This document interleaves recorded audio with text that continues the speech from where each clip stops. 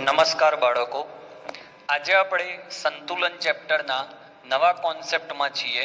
સંતુલનને અસર કરતા પરિબળો અને એ પરિબળથી કેવી રીતે બચી શકાય એના માટે આપણે લ સેટેલિયરના સિદ્ધાંતો ભણવાના છે. કોના?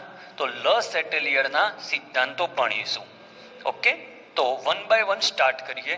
લ સેટેલિયરનો સિદ્ધાંત શું હતો? તો લ સેટેલિયરનો સિદ્ધાંત ધારો કે એક સંતુલિત રાસાયણિક પ્રક્રિયા છે. આ સંતુલિત રાસાયણિક પ્રક્રિયાને અસર કરતો કોઈ પણ પરિબળ, સમજી લો કે મેં આમાં આ સંતુલિત રાસાયણિક પ્રક્રિયા છે, તો સંતુલિત પરિસ્થિતિમાં આ સંતુલિત પરિસ્થિતિ છે. ઓકે, તો સંતુલિત પરિસ્થિતિમાં કોઈ પણ પરિબળ મતલબ કે આ પ્રક્રિયાનું તાપમાન બદલું અથવા દબાણ બદલું અથવા પ્રક્રિયકોની સાંદ્રતા વધારું અથવા નિપજની સાંદ્રતા વધારું અથવા એમાં ઉદ્દીપક નાખી દઉં, આવો કોઈ પણ પરિબળમાં જો ફેરફાર કરવામાં આવે, કોઈ પણ પરિબળમાં ફેરફાર કરીએ તો શું થાય? તો જો તમે પરિબળમાં ફેરફાર કરો, સમજો આ સંતુલિત પ્રક્રિયા છે, સંતુલનમાં આવી ગઈ છે. હવે આ સંતુલનમાં આવેલી પ્રક્રિયા પર કોઈ ફેરફાર હું બહારથી કરું છું, જેમ કે રૂમનું તાપમાન વધી ગયું, પ્રેશર ઘટી ગયું અથવા ભૂલથી પ્રક્રિયક ઉમેરાઈ ગયો, નિપજ દૂર થઈ ગયો, આમ ગમે તે કોઈ એક પોઝિશન, એટલે કોઈ પણ પરિબળમાં જો ફેરફાર કરીએ તો સંતુલન પરિસ્થિતિ, સમજો, સંતુલન પરિસ્થિતિ ખોરવાઈ જાય. જે સંતુલનમાં હતો એ સંતુલિત પરિસ્થિતિ ખોરવાઈ જાય. હવે જેવી સંતુલિત પરિસ્થિતિ ખોરવાય એટલે પ્રક્રિયા એવું કંઈક કરે કે ફરીથી સંતુલન પ્રાપ્ત કરે. જેમ કે સમજો કે મારો પગાર 40,000 છે, કોઈ કારણથી મારો પગાર ઘટી ગયો, તો મારું ઘર ચલાવવાનું સંતુલન બગડી ગયું. એટલે હું શું કરીશ? તો 8,000 પગાર સમજો કે ઘટી ગયો, તો એ 8,000 હું બજારમાંથી ક્યાંકથી કમાવાનો પ્રયત્ન કરીશ. તો એ જ રીતે કોઈ પણ રાસાયણિક પ્રક્રિયા જ્યારે સંતુલનમાં હોય, બરાબર, અને જો તેના કોઈ પરિબળમાં ફેરફાર કરવામાં આવે તો સંતુલન પરિસ્થિતિ ખોરવાઈ જાય. અને જેવી સંતુલન પરિસ્થિતિ ખોરવાય એટલે પ્રક્રિયા આ ફેરફારને, એટલે આ જે ફેરફાર તમે કર્યો છે, આ ફેરફારની અસર ઓછી કરવા અથવા નાબૂદ કરવા પ્રયત્ન કરશે. આ લ સેટેલિયરનો નિયમ છે. કોઈ પણ સંતુલિત રાસાયણિક પ્રક્રિયાના પરિબળમાં ફેરફાર કરવામાં આવે તો સંતુલન પરિસ્થિતિ ખોરવાય છે. આથી પ્રક્રિયા એ થયેલા ફેરફારની અસરને નાબૂદ કરવા અથવા નહિવત કરવાનો પ્રયત્ન કરશે, જેથી તે ફરીથી સંતુલનમાં આવી જાય. ફરીથી સમજો, એક સંતુલિત રાસાયણિક પ્રક્રિયા હતી, બરાબર. જેમ કે અહીંયા એક વ્યક્તિ ઊભો છે, આ રીતે વ્યવસ્થિત ઊભો છે, બરાબર. હવે એને કોઈએ આ બાજુથી ધક્કો માર્યો એટલે આ બાજુ મૂવ કરશે, તો સંતુલન એનું બગડ્યું. પણ એ વ્યક્તિ અહીંયા આવ્યા પછી પ્રયત્ન એવો કરશે કે પાછો પોતાની પરિસ્થિતિમાં આવી જાય. તો જો આ સંતુલિત અવસ્થા, આ બાહ્ય પરિબળ, આ થયેલો ફેરફાર, અને એ ફેરફારને નાબૂદ કરવા વ્યક્તિ પાછો આવ્યો, બરાબર. તો કોઈ પણ સંતુલિત પરિસ્થિતિમાં કોઈ પરિબળમાં ફેરફાર કરવામાં આવે તો તેનું સંતુલન ખોરવાય છે. ફરીથી કોઈ પણ સંતુલિત પરિસ્થિતિના કોઈ પણ પરિબળમાં ફેરફાર કરવામાં આવે તો તેનું સંતુલિત પરિસ્થિતિ ખોરવાય છે. અને આ પ્રક્રિયા એ ફેરફાર કે જેના લીધે એની આ પરિસ્થિતિ ખોરવાઈ ગઈ, એ ફેરફારને નાબૂદ કરવા અથવા રદ કરવાનો પ્રયત્ન કરશે. અને લ સેટેલિયરનો સિદ્ધાંત કહેવાય. સમજવા માટે બહુ સહેલું છે. એવા કયા કયા પરિબળ છે કે જે આ ફેરફારો કરી શકે છે? તો તો પરિબળોમાં પહેલું છે સાંદ્રતા, બીજું છે દબાણ, ત્રીજું છે તાપમાન,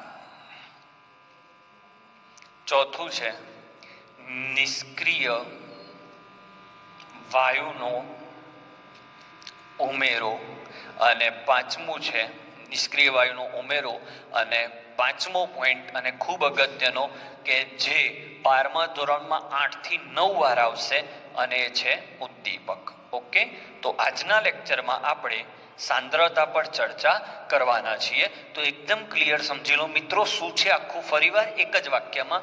કોઈ પણ સંતુલિત પ્રક્રિયાના સંતુલિત પરિસ્થિતિમાં કોઈ પણ પરિબળમાં જો ફેરફાર કરવામાં આવે તો આ સંતુલિત પરિસ્થિતિ ખોરવાઈ જાય, અને એ સંતુલિત પરિસ્થિતિ ખોરવાઈ ગઈ એટલે એ પરિસ્થિતિને પાછી મેળવવા માટે પ્રક્રિયા એ અસરને નાબૂદ કરવાનો પ્રયત્ન કરશે કે જેના લીધે આવું થયું. ઓકે, આ લ સેટેલિયર સિદ્ધાંત છે. હવે આ 5 પરિબળ આ પ્રક્રિયાઓને અસર કરતા હોય છે, તો 1 બાય 1 જોઈએ. એમાં આજના લેક્ચરમાં આપણે સાંદ્રતાની ચર્ચા કરીશું. લઈ લો સ્ક્રીનશોટ. ઓકે, તો સ્ટાર્ટ કરીએ. સૌથી પહેલો પોઈન્ટ, સાંદ્રતા બદલવાથી કેવી રીતે અસર થાય છે. સાંદ્રતા બદલવાથી કેવી રીતે આપણી સંતુલિત પ્રક્રિયાને અસર થાય એની ચર્ચા કરીએ. તો સાંદ્રતા, સમજો કે એક પ્રક્રિયા છે A plus B reversible C plus D. આમાં ફેરફાર કરું. સૌથી પહેલો ફેરફાર, ધારી લો કે સંતુલિત પ્રક્રિયામાં પ્રક્રિયકની સાંદ્રતા વધારીએ એટલે પ્રક્રિયકની સાંદ્રતા વધી ગઈ. તો તમે Q નું મૂલ્ય યાદ કરો તો Q નું સૂત્ર શું હતું યાદ કરો, નિપજની સાંદ્રતા ભાગ્યા પ્રક્રિયકની સાંદ્રતા. ઓકે, હવે તમે પ્રક્રિયકની સાંદ્રતા વધારી એટલે છેદ વધાર્યો. જેવો છેદ વધારશો એટલે Q ઘટશે. હવે Q ઘટ્યો તો હવે Q K તરફ જવા પ્રયત્ન કરશે. K એટલે સંતુલન અચળાંક અને Q એટલે ભાગફળ. ફરીથી જેવું તમે પ્રક્રિયકની સાંદ્રતા વધારશો એટલે છેદ વધી ગયો. છેદ વધે એટલે Q નું મૂલ્ય ઘટી જાય. એટલે ઘટેલું મૂલ્ય શું કરશે તો ફરીથી K ના મૂલ્ય સુધી પહોંચવાનો પ્રયત્ન કરશે. એટલે K તરફ જવા પ્રયત્ન કરશે, કારણ કે Q is less than K થઈ ગયું. અને Q is less than K થઈ જાય તો પ્રક્રિયા કઈ દિશામાં થાય? પુરોગામી દિશામાં આગળ વધશે. કેમ પુરોગામી દિશામાં આગળ વધશે મિત્રો? કારણ કે એને ફરીથી K જેટલું બનવું છે અને એની આ અસરને નાબૂદ કરવી છે. એટલે પ્રક્રિયકની સાંદ્રતા વધી ગઈ એટલે પ્રક્રિયકની સાંદ્રતા વધશે તો પ્રક્રિયા પુરોગામી થશે. તો એકદમ શોર્ટકટમાં જો હું શીખવાડું, એકદમ શોર્ટકટ, કે જેનું મૂલ્ય વધારે હોય ત્યાંથી ઓછા મૂલ્ય તરફ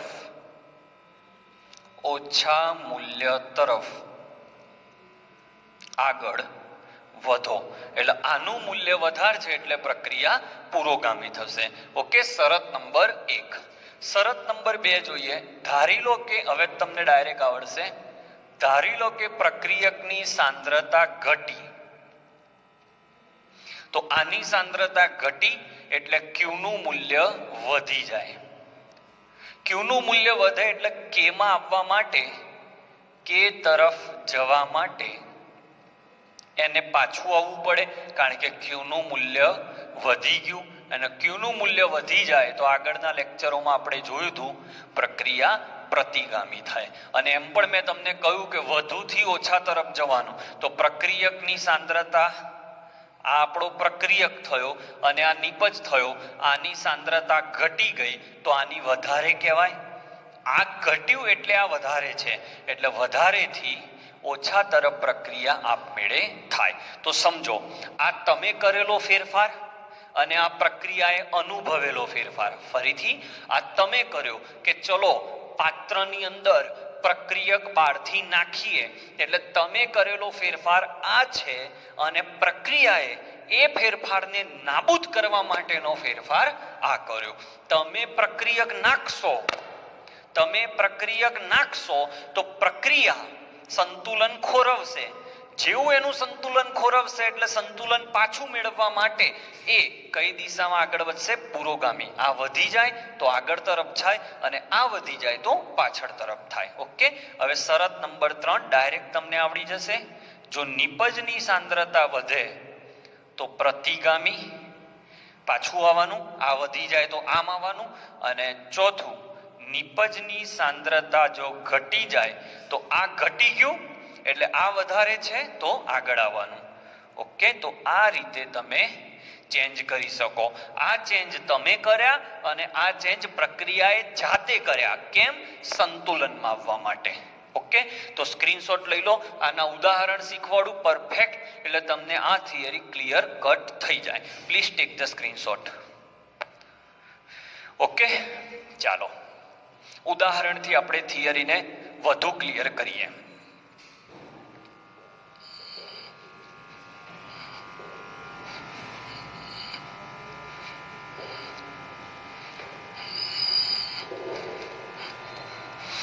તો હવે આપણે પહેલું ઉદાહરણ લઈએ H2 + I2 વાળું.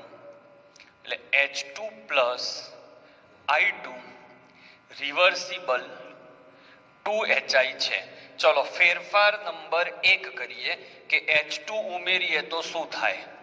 બોલો ફટાફટ. તો H2 ઉમેરતા Q નું મૂલ્ય, બોલો Q નું સૂત્ર શું આવશે? HI² ભાગ્યા H2 × I2. તો જેવું H2 ઉમેરીશું એટલે છેદ વધી ગયો એટલે Q ઘટી ગયો, એટલે Q નું મૂલ્ય K કરતા ઓછું થયું એટલે Q K તરફ જવાનો પ્રયત્ન કરશે એટલે પ્રક્રિયા કઈ દિશામાં થશે? પુરોગામી. એટલે આમથી આમ થશે એટલે આ વધશે, આ વધવા લાગશે એટલે ફરીથી Q નું મૂલ્ય K જેટલે પહોંચી જશે. ઓકે, H2 ઉમેરતા ચલો આ જગ્યાએ HI ઉમેર્યા હોય અથવા HI દૂર કર્યા હોય તો એનો શું મતલબ થાય? HI દૂર કર્યા એટલે અંશ ઓછો થયો એટલે HI ની સાંદ્રતા ઘટી કહેવાય.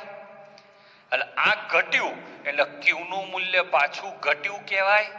ગોખશો નહીં, આ ઘટ્યું એટલે આ ઘટ્યું કહેવાય. એ ઘટ્યું એટલે Q > K કહેવાય. એટલે આ ઘટ્યું એટલે આ વધ્યું એટલે આ આગળ આવે. હંમેશા એક જ વાત યાદ રાખો, વધુથી ઓછા તરફ પ્રક્રિયા જાય એટલે આ પ્રક્રિયા પણ કઈ દિશામાં થાય મિત્રો? પુરોગામી દિશામાં. ઓકે, તો ઉદાહરણ નંબર 1 આ રીતે આપણે સોલ્વ કરી શકીએ. ઉદાહરણ નંબર 2 લઈએ. N2 + 3H2 reversible 2NH3. આ ગેસ અને આ ગેસ. હવે જો હું N2 વધારું તો હવે તો મારે ગોખાવું જ નહીં પડે. N2 વધશે એટલે પ્રક્રિયા પુરોગામી થશે, ગોખાવું નહીં પડે. અને હંમેશા તમારા ફાયદામાં શું છે? તો તમારા ફાયદામાં એ જ છે કે પ્રક્રિયા પુરોગામી થાય. કેમ? કારણ કે પુરોગામી થશે તો નિપજ વધારે મળશે એટલે ઉદ્યોગો આગળ વધશે. બરાબર. ચલો H2 વધારું તો H2 વધારીશ તો પણ પ્રક્રિયક વધ્યો કહેવાય. એટલે પ્રક્રિયક વધશે તો ફરીથી એ આગળ તરફ જશે તો એ પણ પુરોગામી. જો હું એમોનિયાની સાંદ્રતા ઘટાડું, કેવી રીતે એમોનિયાની સાંદ્રતા ઘટાડી શકાય? તો એમોનિયા અહીંયા કયા સ્વરૂપે છે? ગેસ સ્વરૂપે. તો એમોનિયાનું હું પ્રવાહીકરણ કરી દઉં એટલે ગેસ પ્રવાહી બની નીકળી જાય એટલે એમોનિયા ઘટી ગયો.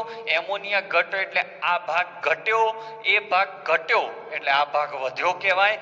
એટલે પણ પ્રક્રિયા પુરોગામી થાય.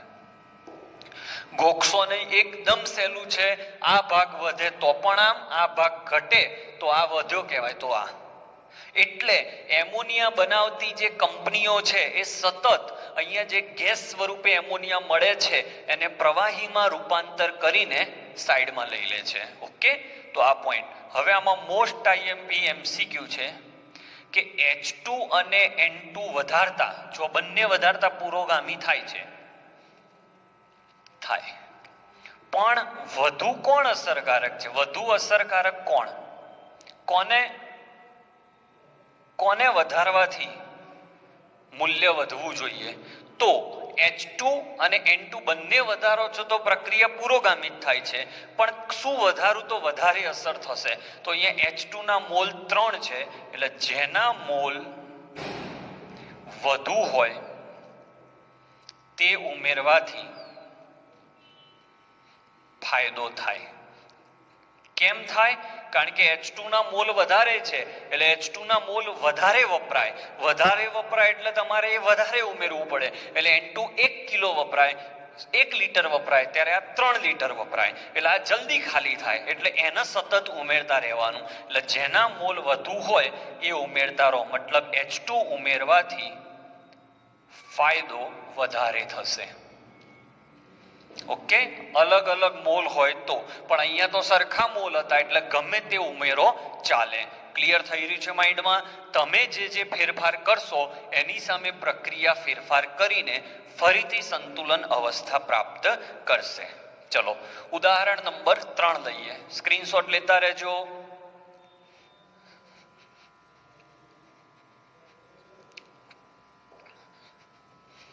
ઉદાહરણ નંબર 3 લઈએ.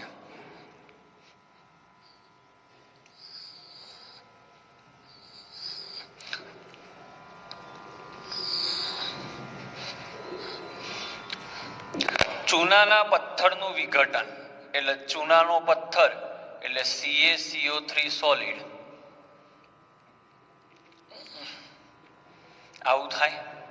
હવે આ સોલિડ અને આ ગેસ, જો તમે અહીંયા ઉત્પન્ન થતા CO2 ને દૂર ના કરો તો શું થાય? આને દૂર ના કરો તો આ CO2 આ CaO સાથે ફરીથી જોડાઈને CaCO3 બનાવી દે. એટલે કડી ચૂના બનાવવાની જે ફેક્ટરી હોય એમાં માંડ તો કડી ચૂનો બન્યો હોય એ પાછો આની સાથે જોડાઈને ચૂનાનો પથ્થર બનાવી દે. એટલે આપણે શું કરવું પડે? તો આવી પ્રક્રિયામાં CO2 સતત દૂર કરવા, અને સતત CO2 તમે દૂર કરો એટલે આ ઘટતું જાય, અને એ ઘટતું જાય એટલે પ્રક્રિયા કઈ દિશામાં રહેશે? હંમેશા પુરોગામી રહેશે. ઓકે, તો આ ત્રીજું ઉદાહરણ, સ્ક્રીનશોટ લઈ લો. ચોથું ઉદાહરણ અને મોસ્ટ આઈએમપી ઉદાહરણ લઈએ.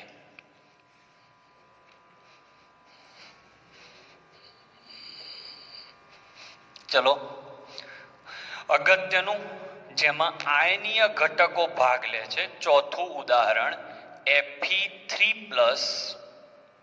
ઓકે, એ થાયોસાયનેટ સાથે જોડાય HCN-.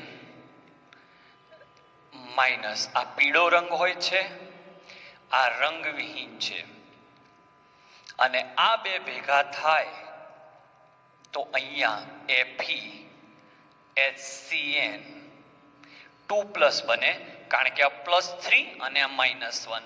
ઓકે, અને આ લોહી જેવો લાલ રંગ હોય છે. આનો કેવો રંગ છે? આનો લોહી જેવો લાલ રંગ. હવે આમાં ચેન્જીસ આપણે ચાલુ કરીએ. ફેરફાર નંબર 1 કે જો H2C2O4 ઉમેરીએ તો શું થાય? તો H2C2O4 ઉમેરો એટલે આમાંથી જે C2O4 2- છે. કેમ C2O4 2- લખ્યા? કારણ કે H+ 2 વાર નીકળી ગયા. C2O4 2- ને ઓક્ઝેલેટ આયન કહેવાય. એ ઓક્ઝેલેટ આયન Fe3+ સાથે જોડાય એટલે આની સાથે જોડાઈ જાય, એટલે આ 3 અને આ 2 તો શું બને? તો 3 ને 2 વડે ગુણવાના અને 2 ને 3 વડે ગુણવાના. તો સમજો, અઘરો પોઈન્ટ છે. જેવું આ સંતુલિત પ્રક્રિયામાં H2C2O4 ઉમેરીશ એટલે એનો જે ઓક્ઝલેટ આયન છે એ ફેરિક આયન સાથે જોડાઈ જશે, અને ફેરિક આયન સાથે જોડાયો એટલે શું થશે? તો Fe3+ ની સાંદ્રતા ઘટશે. એટલે આની સાંદ્રતા ઘટી, એટલે આની સાંદ્રતા ઘટી, સિમ્પલ છે. આની સાંદ્રતા ઘટશે એટલે પ્રક્રિયક ઘટ્યો કહેવાય. પ્રક્રિયક ઘટ્યો એટલે આ વધ્યો કહેવાય. તો આ પ્રક્રિયા ઊંધી આવશે એટલે પ્રક્રિયા પ્રતિગામી આવશે. ગોખતા નહીં. આ ઘટ્યો કેમ ઘટ્યો? C2O4 એને લઈ ગયો એટલે આ બની ગયું એટલે આ ઘટ્યો એટલે એને પહોંચી વળવા આ પાછો આવશે પ્રતિગામી દિશા. જેવો એ પ્રતિગામી દિશામાં આવે એટલે શું થાય? તો આ જે લાલ રંગ છે એ લાલ રંગની તીવ્રતા, જે ઘાટો લાલ રંગ હોય એની તીવ્રતા ઘટે. આ રીતે આપણને ખબર પડી જાય કે એક્ઝેક્ટલી શું થયું. ઓકે, તો ફેરફાર નંબર 1. ફેરફાર નંબર 2 છે કે જો તમે એની અંદર HgCl2 ઉમેરો તો શું થાય? હવે આ ઉમેરું તો શું થાય? તો આની અંદર Hg2+ છે. એ Hg2+ આની સાથે જોડાય છે, થાયોસાયનેટો સાથે 4 વાર જોડાય છે. તો આ બે ભેગા થાય એટલે Hg HCl 4 વાર બને. આ +2 અને આ -4, +2 અને -4 ઇક્વલ -2 એટલે અહીંયા -2 બને. તો HgCl2 ઉમેરતા શું થાય? તો જો HgCl2 ઉમેરું એ આને ખેંચી નાખે એટલે કોની સાંદ્રતા ઘટી? આની સાંદ્રતા ઘટી. કેમ? કારણ કે આને આ ખેંચી ગયો. આની સાંદ્રતા ઘટી એટલે કોણ ઘટ્યો કહેવાય? પ્રક્રિયક ઘટ્યો. પ્રક્રિયક ઘટ્યો એટલે આ આમથી આમ આવે. હંમેશા વધારેથી ઓછા તરફ પ્રક્રિયા થાય તો આની સાંદ્રતા ઘટી એટલે આ પ્રક્રિયા પાછી આવશે એટલે પ્રક્રિયા કઈ દિશામાં થશે? પ્રતિગામી. એટલે આમ આવે તો લાલ રંગમાં શું દેખાય? ઘટાડો દેખાય. ઓકે, તો ફેરફાર નંબર 2. ફેરફાર નંબર 3, KHCN ઉમેરતા. બોલો, હવે આ તો બહુ સહેલું છે. KHCN ઉમેરો એટલે K+ HCN-.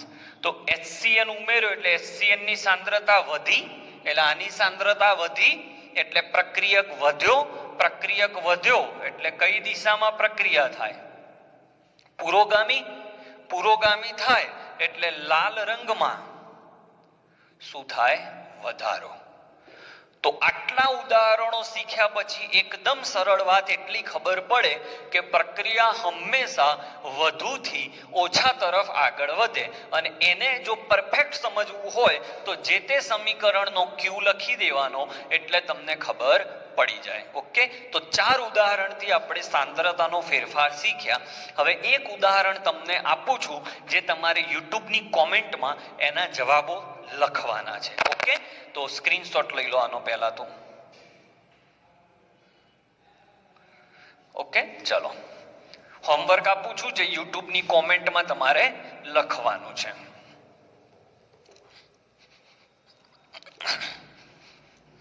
હોમવર્ક, ધારો કે એક પ્રક્રિયા A gas plus C gas plus D gas છે. તો ફરક નંબર 1 એ 2B ગેસ રાખીએ. A ગેસ વધારો તો પ્રક્રિયા કઈ દિશામાં જાય? 2. B ગેસ વધારો તો પ્રક્રિયા કઈ દિશામાં જાય? 3. C ગેસ વધારો તો પ્રક્રિયા કઈ દિશામાં થાય? 4. D ગેસ વધારો તો કઈ દિશામાં જાય? અને 5. D ગેસ ઘટાડો તો કઈ દિશામાં જાય? 6. C ગેસ ઘટાડો તો કઈ દિશામાં જાય? ઓકે, તો અહીંયા તમારે દિશા મને કહેવાની છે. તો તમને આજનો લેક્ચર ક્લિયર ખબર પડી ગઈ એવું કહેવાય. તો શું હતું આજની થિયરીનું પહેલું વાક્ય? કે કોઈ પણ સંતુલિત પ્રક્રિયાના કોઈ પણ પરિબળમાં ફેરફાર કરવામાં આવે તો પ્રક્રિયા એ ફેરફારને નાબૂદ કરવાનો પ્રયત્ન કરે છે અને પ્રયત્નના કારણે જ કાં તો એ પુરોગામી ખસે છે કાં તો એ પ્રતિગામી ખસે છે. ઓકે, સ્ક્રીનશોટ લઈ લો અને બને તો યુટ્યુબની કોમેન્ટો આપજો. આજનો લેક્ચર અહીંયા આપણે પૂરો કરીએ છીએ.